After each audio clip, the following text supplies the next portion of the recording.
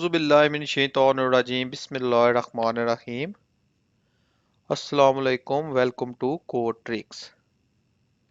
आज हमारा टॉपिक है जावास्क्रिप्ट, जो हम स्टार्ट करने जा रहे हैं एडवांस लेवल की।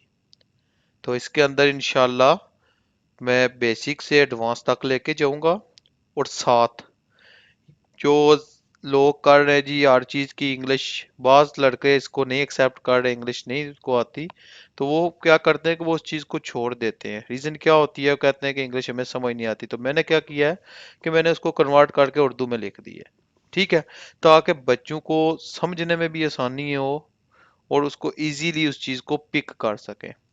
ठीक हो गया।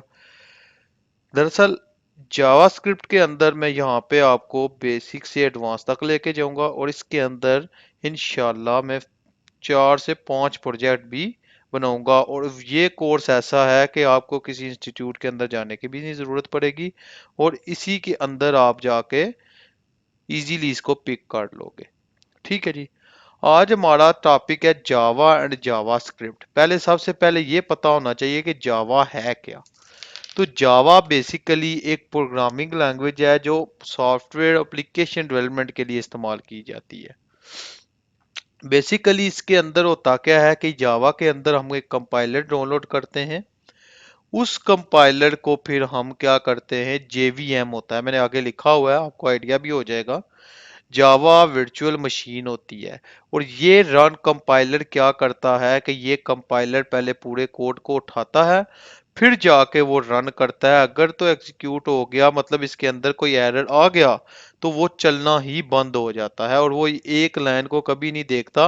वो A to Z जितना भी कोड है, फॉर एग्जांपल 200 लाइनों का है, 300 लाइनों का है, 400 लाइनों का है, तो वो उस टाइम फिर वो प्रॉपर आपको ये बता देता है।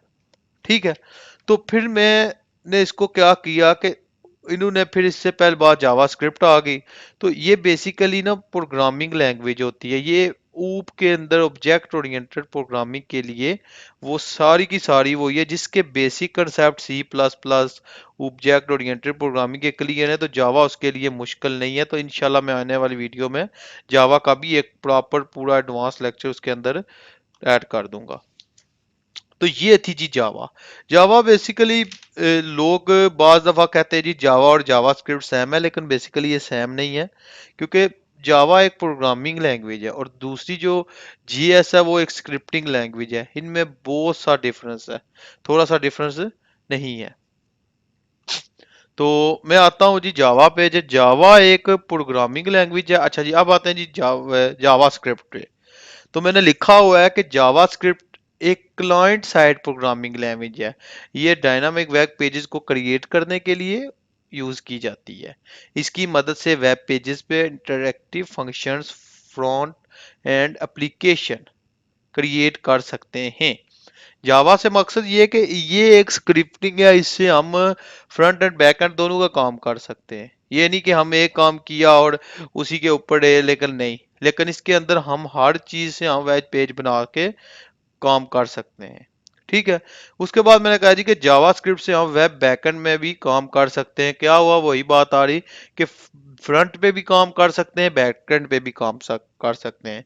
जिन लोगों को फ्रंट एंड बैकएंड का नहीं आइडिया, तो वो मेरी पहले वाली वीडियो देख ले। HTML के अंदर मैंने A to Z एक्सप्लेन करके बताया हुआ है कि फ्रंट एंड और बैकएंड का कंपैरिजन क्या होता है। ठीक है। उसके बाद क्या कहा कि जावास्क्रिप्ट नोड.js फ्रेमवर्क के हेल्प से भी वेबसाइट का बैकएंड भी क्रिएट कर सकते हैं। जावास्क्रिप्ट मतलब पूरा A to Z मैंने किया कि ये फ्रंट एंड और बैकएंड दोनों क्रिएट कर सकते हैं। तो ये था। अब मैं डिफरेंस के अंदर आपको बताता हूँ कि जावास्क्रिप्ट के अंदर डिफरेंस क्या है। यहाँ पे मैं आपको हर चीज कंपैरिजन, मैंने यहाँ पे उर्दू नहीं की जा रही बात है, A to Z वही लिखा है। देखो, Java is a programming language और JS is a scripting language. अब प्रोग्रामिंग लैंग्वेज के अंदर तो मैंने आपको एक्सप्लेन कर दिया कि इसके अंदर प्रोग्रामिंग लैंग्वेज के कौन सी प्रोग्रामिंग लैंग्वेज होती हैं। ठीक है। सबसे पहले इसके भी 3 पार्ट्स होते हैं। ठीक है। एक होता है हमारा प्रोग्रामिंग लैंग्वेज, प्रोग्रामर। इसके अंदर हम आते हैं, इंटरप्रेटर्स भी होता है, मार्कअप लैंग्वेज भी होती है, और स्क्रिप्टिंग लैंग्वेज भी होती है। ठीक है। तो ये आप लोगों को पता है कि कंप्यूटर किस जबान को समझता है, बाइनरी जबान को समझता है। ठीक है। और इसके अंदर यही है कि कंप्यूटर जो चीज है वो कंप्यूटर से करोगे तो ये समझने में वो इजीली आसानी होती है इसके लिए। तो जो मार्कअप लैंग्वेज होती है वो हमारी कौन सी होती है, एटीएमएल होती है, एक्सएमएल होती है। और जो स्क्रिप्टिंग लैंग्वेज होती है इसमें जेएस के अंदर कंपाइलर नहीं होता, ये इंटरप्रेटर होता है। इंटरप्रेटर क्या होता है कि जो आपका ऑलरेडी ब्राउजर के अंदर यूज हो रहा होता है, ठीक है, बाय डिफॉल्ट उन्होंने दिया होता है, तो वो उसके बिना पे वो चीज रन कर रही होती है। और जो इंटरप्रेटर्स होता है वो ये क्या करता है कि वो आपकी line by line check errors को करता है। वो ये नहीं करता कि आपके 10 लाइनें हैं तो 10 को चेक करेगा, नहीं। वो आकर क्या करेगा कि ओके ब्राउज करके वो वन लाइन पे आएगा, अगर उसमें एरर है तो उसको पहले वो आपको शो करवाएगा, अगर नहीं तो फिर पूरा वो ऑटोमेटिकली एडजस्ट कर देता है। ठीक है। इसी तरह इसके अलावा और भी इसके काफी ये सॉल्यूशंस आप सर्च करेंगे आपको नई से नई चीजें इसके अंदर मिलेंगी कि ये क्या काम करता है, क्या इसके और क्या बेनिफिट्स इसके क्या है हमारे पास के क्या नहीं है। इसी तरह आगे मैंने फिर दिया हुआ है कि देखो जावा कंप्लीट ये ऑब्जेक्ट ओरिएंटेड प्रोग्रामिंग लैंग्वेज, और यहाँ पे मैंने दे दिया जावा इज ऑब्जेक्ट बेस्ड है। फिर मैंने दे दिया Java programming should be compiled, और ये कंपाइल्ड नहीं होती। जावा डज नॉट रिक्वायर्ड ये कंपाइलेशन जेएस इन इंटरप्रेटर लैंग्वेज, ठीक है, वो कंपाइल होती है। Java code can run on browser and JVM. JVM basically ये क्या है, जो कंपाइलर है हमारा, ठीक है।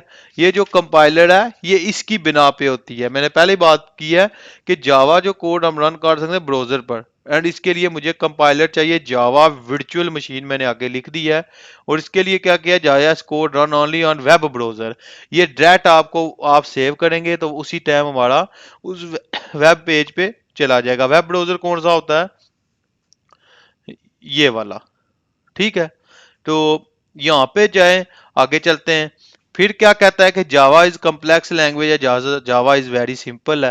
तो इसमें कोई शक नहीं है कि जावा थोड़ी सी टफ है और ये हमारे लिए इजी है। फिर जावा क्या कहता है, कोज इंडिपेंडेंट होता है और जेएस इज डिपेंडेंट होता है, ठीक है।